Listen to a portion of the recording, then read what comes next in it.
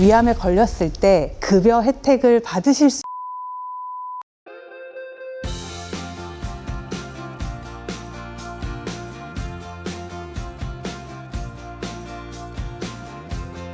네, 안녕하세요. 전주입니다. 네. 생각보다 불이익이 좀 있다고 생각을 하셔야 되는데요. 그래도 오해하고 계신 부분도 있어서 좀 짚고 넘어가도록 하겠습니다. 먼저 이제 직장 가입자분들은요, 비사무직 같은 경우는 1년마다, 그리고 사무직인 경우는 2년마다 검진을 받으셔야 되거든요. 근데 이걸 받지 않으면 본인이 불이익을 받는 것보다 고용주가 불이익을 받는 경우가 많습니다. 그 과태료가 무려 1,000만 원이라고 알려져 있어서 사업주들이 근로자들한테 받아라, 검진을 받아라, 이렇게 강요를 하는 거죠. 그러면 우리가 사무직이나 비사무직 근로자들은 넋놓고 있으면 되냐? 아니에요. 만약에 사업주들이 근로자에게 고지를 잘했다, 받아야 된다, 얘기를 잘했다고 한다면 그럼 받지 않았던 근로자들이 과태료를 물 수도 있습니다. 그럼 그 금액은 얼마냐? 300만 원이라고 생각하시면 됩니다. 그래서 직장 가입자들은 건강검진을 받지 않으면 과태료를 물 수 있다. 그렇게 알고 계셔야 되겠고요. 두 번째는 환자분들이 뭘 물어보냐면, 암검진을 받지 않고 자기가 암에 걸리면 어떤 불이익이 있냐 물어보시는 분들 되게 많거든요. 특히나 위내시경 같은 경우를 받는 경우가 많으니까, 제가 위내시경을 받지 않고 만약 위암 걸리면 저는 위암 혜택을 전혀 못 받나요? 이렇게 물어보는 경우가 많아서, 국민건강검진 위암을 받지 않으셔도 위암에 걸렸을 때 급여 혜택을 받으실 수는 있습니다. 그러면 환자분들이 어떻게 생각하시냐면, 그러면 이 위암 검진을 받지 않아도 나는 암 혜택을 받을 수 있겠구나 라고 생각을 하시겠지만, 우리나라 건강보험료 하위 50%에 해당하는 국민들이 위암에 걸리게 되면요, 보건소에서 암 치료비 지원이라는 게 있거든요. 그래서 그 지원을 받으실 수가 있어요. 그렇기 때문에 나라에서 주는 이런 혜택들을 받을 기회를 놓치실 수가 있다는 거죠. 결론을 보자면, 나라에서 하는 위암 검진을 차곡차곡 잘 받았을 때에는 보건소에서 주는 암에 대한 지원 혜택을 받으실 수 있다. 그리고 안 받았을 때는 이런 지원을 못 받는다. 그렇게 생각을 하시면 되겠습니다.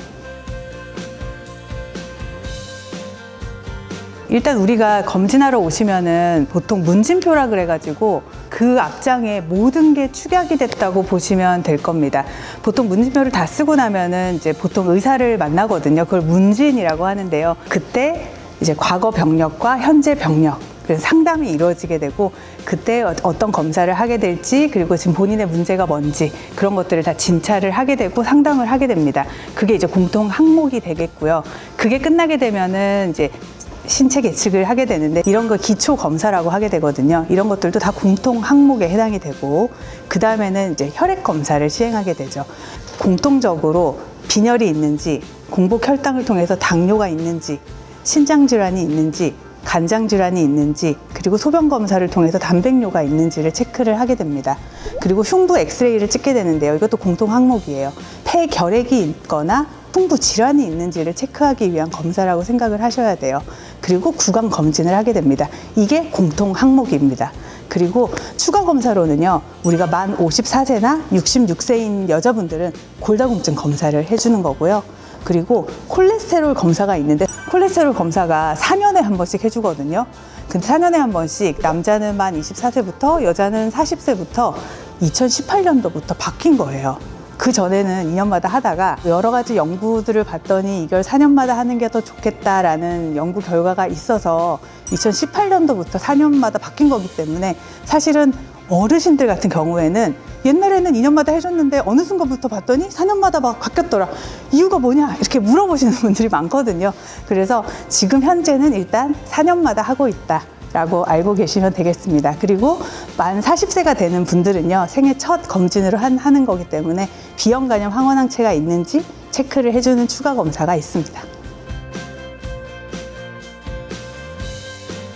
한 사람의 입장에서 한 해의 결과지만 봤을 때는 굉장히 단편적인 수치에 불과하지만요, 이 결과지를 몇 년에 걸쳐서 주기별로 봤을 때는 혈당이 올라가는 트렌드라든지, 아니면 신장 기능이 나빠지는 트렌드라든지, 아니면 혈압이 상승하는 트렌드라든지, 그런 수치의 트렌드들을 볼 수 있거든요. 그래서 결국은 만성질환이라든지 뭐 우리가 생각하는 고혈압이나 당뇨나 고지혈증 같은 것들은 어느 순간에 생기는 병들이 아니라 전 단계를 거쳐서 생기는 질병들이기 때문에 이런 건강검진을 받고 차곡차곡 쌓아서 결국은 병이 진단됐을 때 그 사람을 관리하는 게 아니라 진단되기 전 단계에서부터 관리를 해서 병이 최대한 늦게 진단되게 우리가 관리를 해주는 게 가까이 있는 가정의학과나 이제 내과 선생님들의 역할이라고 저는 생각하거든요. 그래서 토탈케어 주치의의 역할이라고 하는 거는 결국은 그 사람의